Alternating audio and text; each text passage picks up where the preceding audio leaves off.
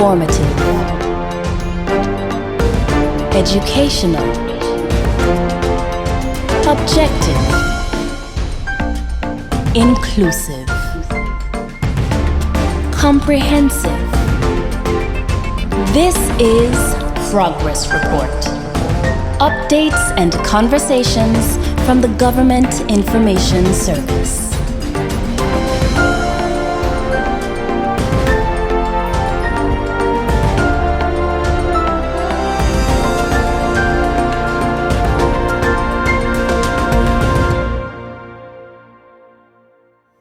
Hello and welcome to Progress Report, updates and conversations from the Government Information Service. This is our first show, and we are happy to have with us the Honourable Premier, Dr. Ellis Webster. My name is Ivan Khanna, and my co-host and colleague, Ms. Gleneva Hodge. We're happy to have you here with us today. Right. So, thank you for joining us today, and we look forward to continuing these conversations as we go forward. So welcome, Dr. Webster. Thank you, Ivan, and we can get right into it. I think we should. Just so you know, Progress Report is an unfiltered, it's unedited, it's conversations that will provide updates on the issues that government wants to bring to the people and people want to hear from our government on. I think we're going to start with a very hot button issue today. Most definitely. I think we've started a very hot button issue today. And what's that hot button issue? So today we're going to be looking at GST. Why GST? Why now? Yes. So Dr. Webster, we get right into it. Right into it. Thank you very much. Pleasure to be here, Ivan and Gleneva. Thank you. Thank you. Right. So, literally, why GST and why now? Take us through it. When I traverse the community, and even as early as yesterday, I just sat and had a conversation with some folks, and they were like, the Premier has said it before, but people need to understand why we have to put in place this broad-based tax now. So give us the synopsis and let us know how we got here, why we're here, and why we're going now. Certainly, that's a good question. Just want to say hi to everyone listening and watching in Anguilla and elsewhere. Right. Thank you for this program. Why GST? Why now? We inherited it. And I talk about the Anguilla Progressive Movement Administration. We came in on the 30th of June. And basically, the GST was put in place before that. Since 2017, CARTAC, which is the agency, Caribbean agency, were tasked to do a survey in Anguilla to look at implementing a broad-based tax. And they, looking at all the options, looked at St. Martin's tax structure, looked at others in the region, and felt that the GST or value-added tax would be the way to go since it's broad-based. It's consumer tax, and it also touches everyone, which in Anguilla, prior to GST, we have where customs duty is the main source of revenue for government to do government services, to provide social reforms, and these are the things that are necessary. Right. Essential services such as paying civil servants, such as paying police, providing for education, providing medical treatment overseas, and help for the elderly and others who for paying medical bills.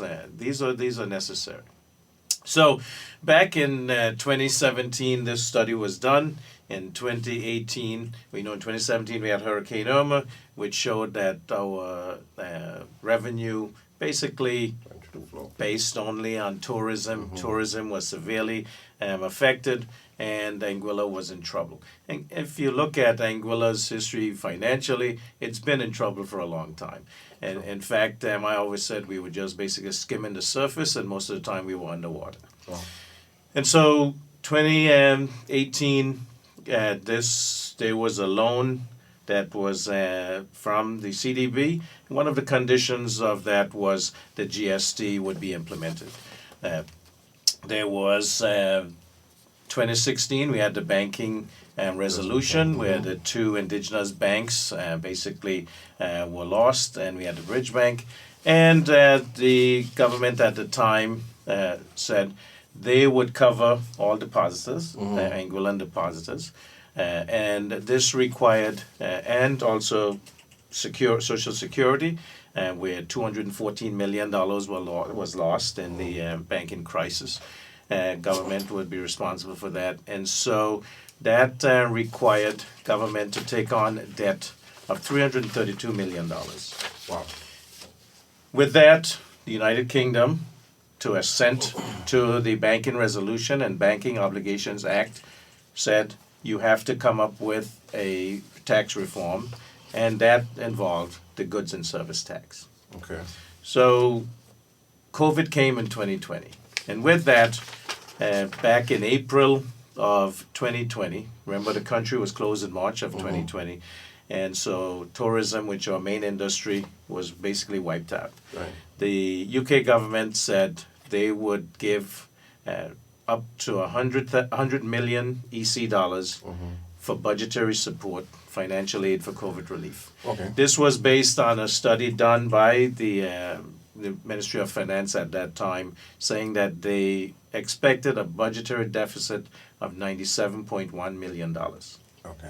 So the numbers didn't just come from anywhere. Exactly. They didn't just say That's important to know. 100 million EC is a round number. They Yeah. said, Ministry of Finance said we are projecting a deficit of 97.1 million because tourism is gone. Our main industry is now dead. So This is okay. the UK said, okay, we will give you up to 100 million EC dollars, Okay. 37 million US. But there were conditions. And one of those conditions, in fact, there were 16 conditions, and condition number 3 said that you had to agree to advance the GST.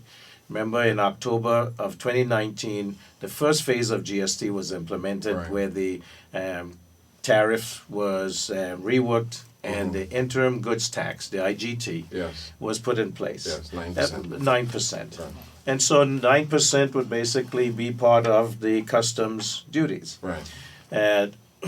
That was put in place so that when the second phase of GST, as was proposed by the previous administration, January 1st of 2021, the IGT would be removed at the 9%, and then whatever the rate for GST would be then imposed. If I can put a pin right here, was there any indication of a rate at that time? Certainly. What was that rate? And that was proposed in the budgetary speech of 2019. It was put at 17.5%. 17.5%. That was projected at the rate. And that would be in keeping with most of the rates in the region. The rates in the region range anywhere from 15 to 18%, depends on which country in the region. So And how so- did, go so, ahead. yeah. So how did we move from 17.5% 17.5% to to 13%? Where we're at now. Well, that certainly, there was a study done by the IMF, and looking at data gathered. You know, what data is not as tight as it should be, but based on the data gathered, based on what was proposed as that GST would affect, and determination was then to determine a rate and a threshold. The thresholds that were projected were anywhere from 100,000 EC dollars a year to 500,000 EC dollars a year. That if you're above that threshold, then GST would be affected.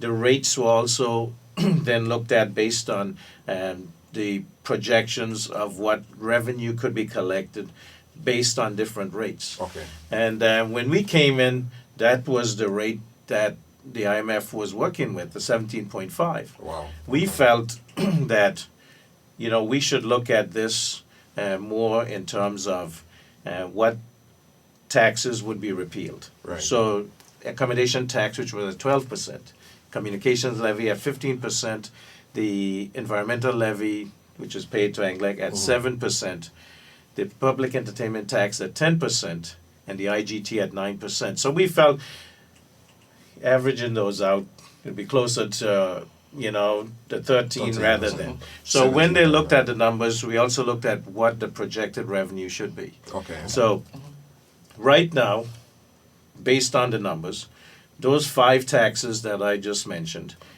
would raise about $57 million. Okay. Plus, so the determination is that we needed to make about $79 million. So about $22 million difference.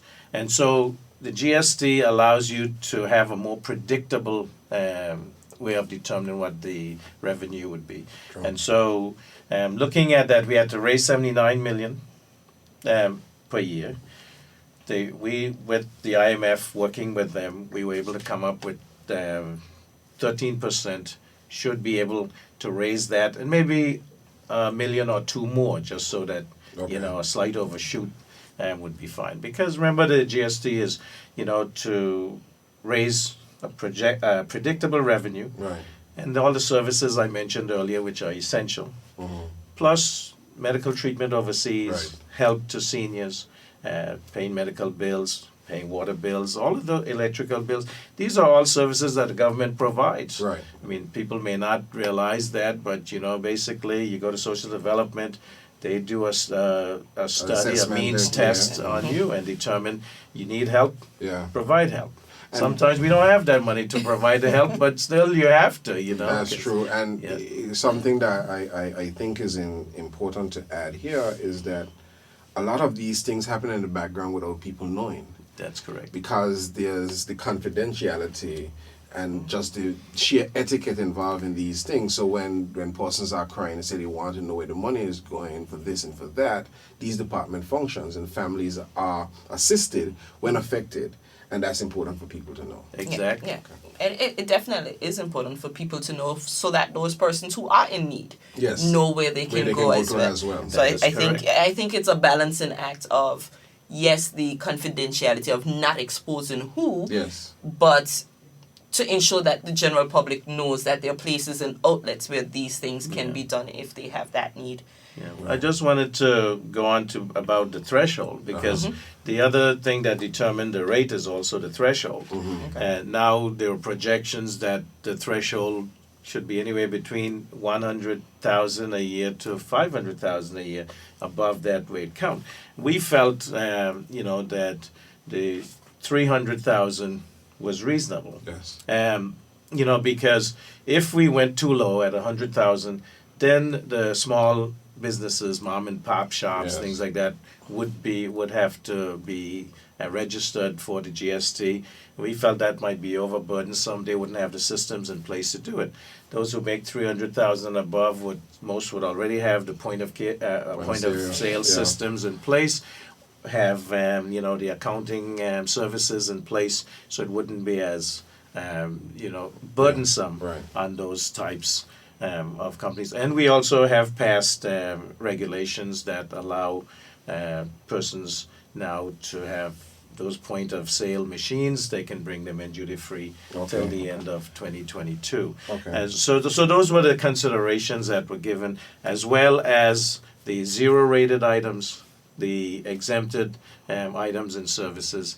Those were all important as we went forward, because when we came in, basically what would have been exempted or zero rated from GST was basic food items, medical services except cosmetic services, and we felt that, and nursing homes, those education services. We felt that we should be able to give more relief to other services. So we expanded the zero-rated, food items. We added fishing, farming, and manufacturing where that's zero-rated. Right. So in those industries, to encourage them, we basically said the GST should not be charged Applied on to those those, okay. services. We also, sale of land would be exempt. Right. We also had medical services were covered, but we said cosmetic services should also be exempted, because people may think that certain things that are done, which they classify as cosmetic, are really more reconstructive. Things like persons who had, say, breast cancer, had Right. mastectomies, who need breast augmentation implants. That's a cosmetic service, but it's a reconstructive service in medicine. Right. And understanding these things, like I said, dental services, Of course. implants, or periodontal work, those were also would have been, have GST applied, and I felt that was unnecessary. Well, also, I must say thank you for those things, because a lot of people don't understand that where those services are concerned, there's a mental effect too. Some people could be struggling with things for a very long time, Exactly. and that those things aren't captured, but the insight and the intuition to understand these things, that's greatly appreciated. And also, if you can speak to, I remember there was during the consultation, the consideration as to whether GST should be implemented on medical insurance or not. And if you can speak to where we are at with that, and if that is exempted or not. Yes, certainly that is also exempted. We felt that these are essential. Medical insurance, essential, life insurance, those should be exempted from the GST. Right. And that those are considerations that we took. Some of that came through discussing in public consultation. Some of that was just, this is reality. You have to have those services. They're essential.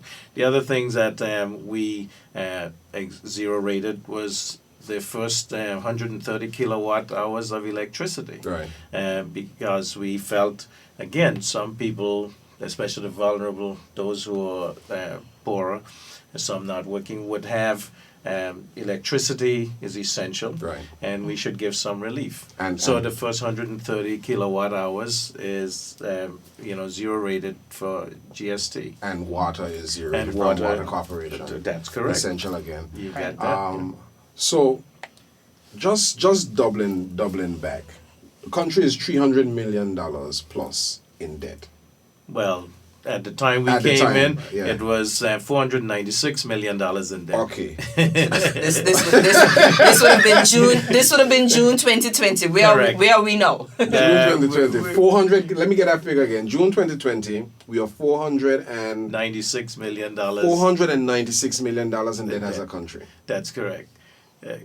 Plus Okay. with that, which was presented to me the first day on June 30th when I met with Governor Foy, we were $22 million in the red.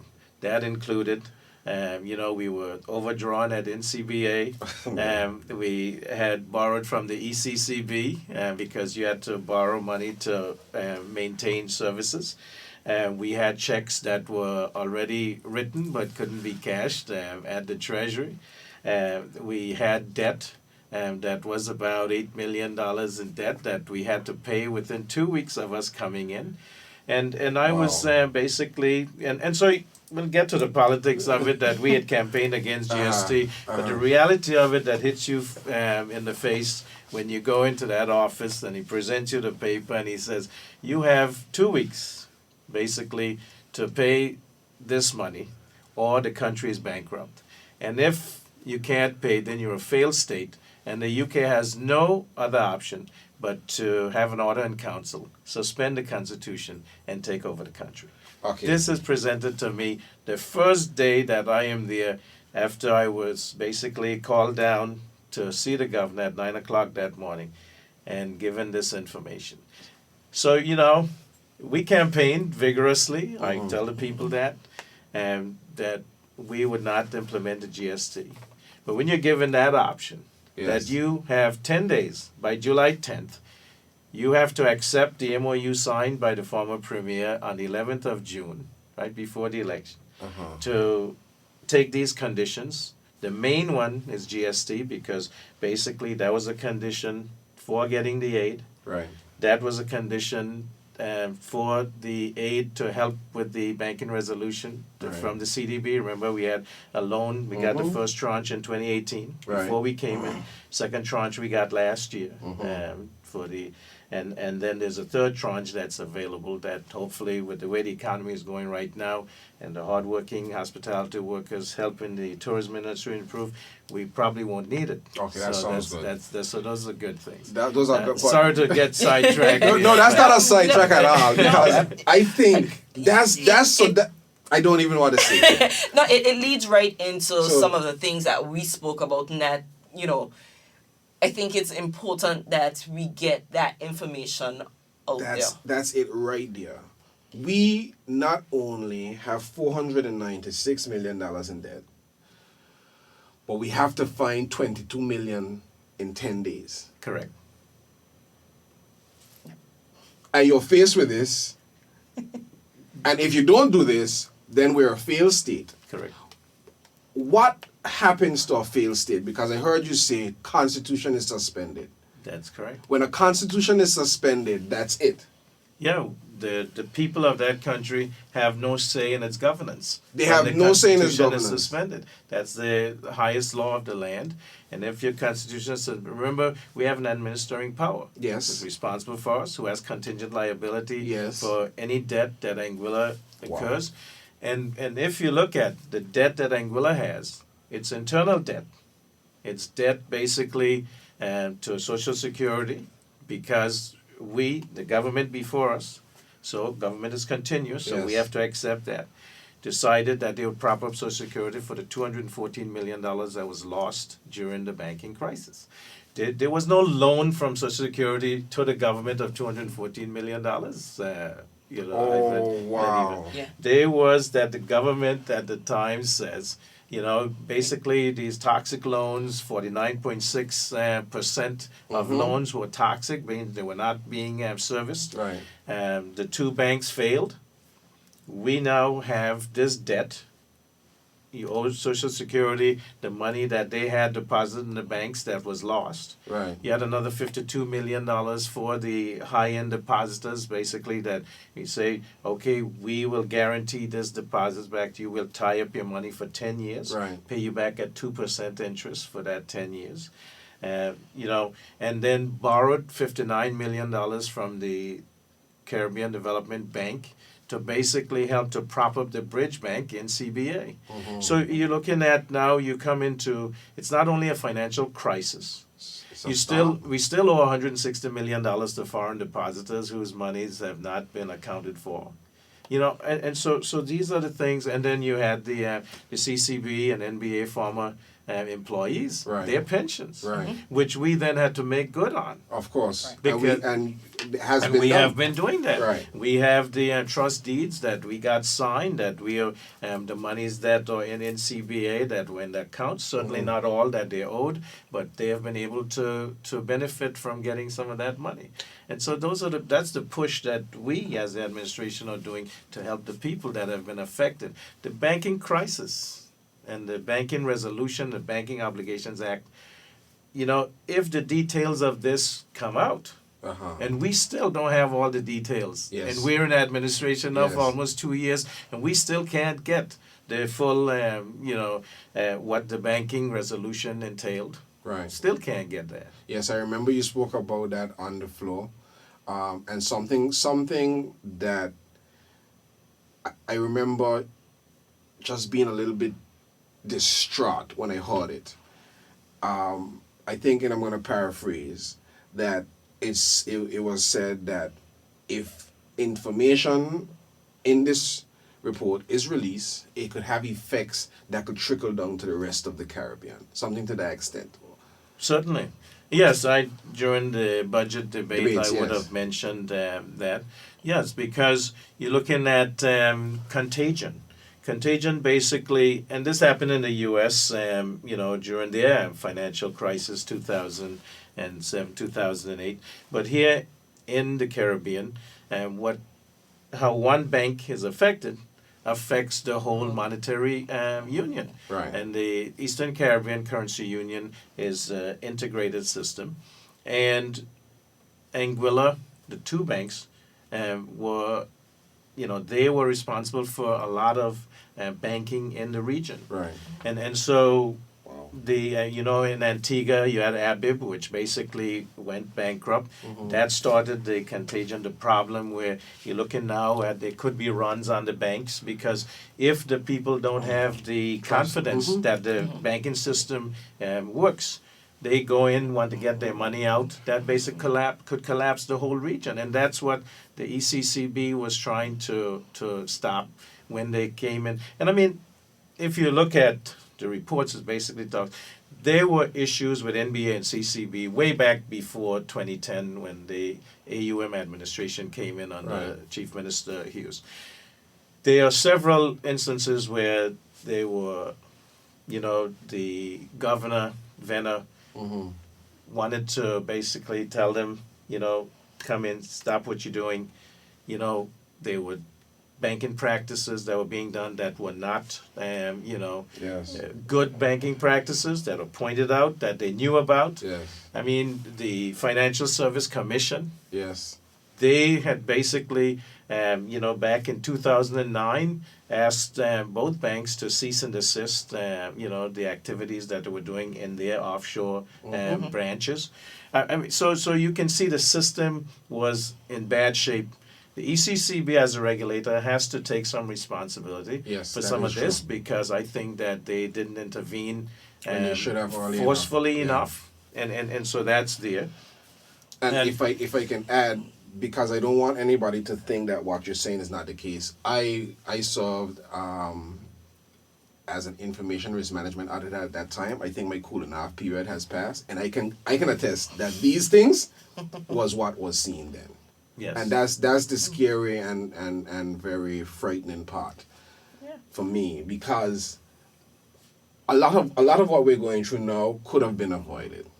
I think so, definitely. And that's a hurtful thing. And it is. But I think one of the things that just to kind of bring us back to where we are now, is that it is important to know how we got here. Yes. But now that we are here, people are very much interested in the here and now. Right. Okay. And so when you spoke earlier about some of the zero-rated items, I think one of the things that we can't escape is that gasoline is being sold at an all-time high. Yes. Ivan reminded me earlier that yes, I noted 11 years ago that a gallon of gasoline was at $18. Yes. A gallon. We are now at $21 and some cents. Right. I try not to look because it gives me heartache. But when I look throughout the region, Angola has one of the highest rates of prices of gasoline. Is gasoline going to attract GST? Is that something that we're going to look at? So yes, will it attract GST? And then what is being done to help alleviate some of the costs that our people are feeling right now? Right. I think that is something that is very, very much present on the minds of persons. Certainly. Very good question. Gasoline will attract GST. I'll tell you some of the things we're doing right now, and then I'll get to that answer. Right now, given a lot of the countries in the region, they have price control on fuel. Right. St. Kitts, they have set their rates. I mean, when we came in, a gallon of gas in St. Kitts was $14. Yes. And that's because they have price control it. Right. Now it's $20. Right. And that's because even as the price of they're procuring gasoline goes up, you have to raise the your expected because they're expected to make a profit. Of course, definitely. So what we are doing is we have removed the excise tax, which is right now for gasoline, it's about 40 cents a gallon. A liter. So it comes out to $1.32 a gallon. That is the excise tax. Okay. So that we have removed, and that should go into place as soon as the fuel suppliers put in place. We've asked them. It's been about 2 weeks now and we passed it to Exco, and they then have to apply it to fuel coming in. So that should go into effect. So we should see some alleviation. We should see some reduction at the pump pretty soon. So let me ask you something, because you mentioned... Sorry, even before you get there, how do we ensure, I think this is some of the things that persons are definitely concerned about, how do we ensure that when suppliers receive this savings, it's passed on to the consumer? You hear it throughout with GST as well. Yes. You know, we speak about a number of zero-rated items, but I think persons are going, what else is in place to ensure that these savings are then passed on to the final consumer? Yes. And again, that's a good question, because with COVID, Yes. remember that they was all the items related to COVID were basically duties were removed up to and the government would have lost in revenue Yes. $4.1 million. Yes. But that was not passed on to the customer. consumers by the by everyone. I mean, some people, some of the businesses did, very few. Most didn't. In Right. fact, they were set at caps. And that was passed legislation that the cap should be 40% markup. Right. And there were instances where up to 300% and 400% markups. And those are the types of things that, as you said, we have to be able to police. So with all these things, right now we are working on price control and legislation Right. for the fuel, but also in general, because with GST, we also going to have supply officers who will be checking to make sure that these savings are passed on. So getting back, the other thing that we did was for essential food items, we have reduced the customs rate on those, Okay. so that there will be a rate decrease, and that again should pass on to the so that should decrease the cost of essential foods. Okay, that's excellent. So that and the fuel we should see that coming down shortly. Now, in terms of GST on fuel, yes, the GST will apply on fuel. However, that 13% should not be passed on, because those fuel suppliers, they will qualify with the rate, with the threshold, they'll be over $300,000. With businesses, the 13% GST that is paid, they can reclaim that. So they shouldn't pass that on. So these are the things that we will do with price control, and also that we will monitor that to make sure that the businesses that benefit from claiming back the 13% GST that is paid at customs, they can claim that back each month. The 20th of the following month, they claim it back. They should not be passing that on. And that is the what we will be looking at to make sure. Okay, and these supply officers will be in place when GST Correct. comes in. Okay. Yes. That's They are excellent. now, some will be, some already hired in the Okay. government. Some will be, moved around. Okay. And then some, will be hired for that specific purposes. Excellent. This was an excellent conversation. It was. Provided some really good insights into why GST, why now. Yeah. We look forward to bringing you back. I'm certain, this Definitely. conversation was not long enough, Ivan. I don't think you've allotted us enough time. So truth be told, I definitely don't want this to be too long. Yes. The government does a lot of communication, if you're being honest. You have the weekly press conferences. You're on Talk Anguilla rebranded. Everybody's finding an avenue to communicate their press releases. And I think people may feel a little bit inundated with the information. And then for this, I want to be sure that people get what we're saying here. And the wrap up is GST no, because we have to pay our way. GST no, because we have a mountain of debt. Yes. GST no, because generations to come will be saddled with this debt if we don't start paying this now. GST no, because we are at the brink of losing our sovereignty. Definitely. Our constitution was going to be suspended. Anguillians would not run Anguilla's government. Correct. GST now, because the world is going this way. Yes. St. Martin is considering import and export tax now. So that says to me, okay, pay attention. All these administering powers, they are feeling something in their pockets too. Certainly. So what do?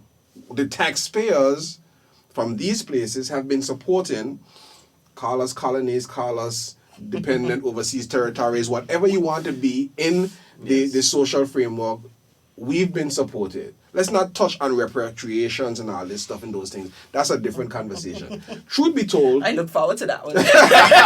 truth be told, truth be Looking at told, reparations. truth be told, we have to find a way to pay our way, to service our debt, and to take care of our own. And that's why we have to institute a broad-based tax. Yes, could we have one for better conditions? We can't control inflation globally, Right. but that doesn't mean that the ship doesn't stop sailing. That doesn't mean that families aren't in need. That doesn't Correct. mean that our essential services don't function. And truth be told, without anything else, it's GST now. Yeah, but even the 4 million pounds of economic resilience Yes. that we get each year for the next 3 years, Yes. that is also tied to implementation of the GST. Because I think our administering power sees that as not only that we are committing to our own financial stability, Right. but they see it as a way, if you can predict what your revenue is, then there's a less chance that you're going to be going hand in hand to them, Yes. to fulfill the social services that are necessary. That is true. Because if you think about it, if we can get, free health care for the elderly, which we want to do, Right. which we've been wanting to do, each time we take it to Executive Council, we are told it's unfunded. You can't put in a policy that's unfunded. But now, with GST coming in, and we know that we're projecting $27 million from the 1st of July to the end of December of 2022, because we're starting in the half year. Right. And then after that, we are projecting to make the $79-80 million that we need to do this. These are the types of services that we can then go to Executive Council with the assurance and with that Yes. confidence. We're going to be able to pay for this because we know that we're going to make this money that can cover it. We already have the actuary looking at that, the same one that did the actuarial review for Social Security and for the Public Service Pension Fund is looking at that for us so that we know what the cost is going to be. Right. When we have the cost, then we can fund it. But going back also to that, and these services are essential. Medical treatment overseas. We've already, in fact, I was talking to Social Development just last week, and we have already busted the budget for medical treatment overseas. And First quarter of the year. in the first quarter of the year. So just think about that. We still got, another Everything. 8 months to go, and so we have to find money to be able, because we can't tell a person who's in the hospital that needs secondary and tertiary care that's not Yes. provided in Anguilla that they can just stay here, go home and die, or sit there. You can't do that. And that's the reality. That's the reality. And everybody would look to government, but government has to look to who? Itself. Exactly.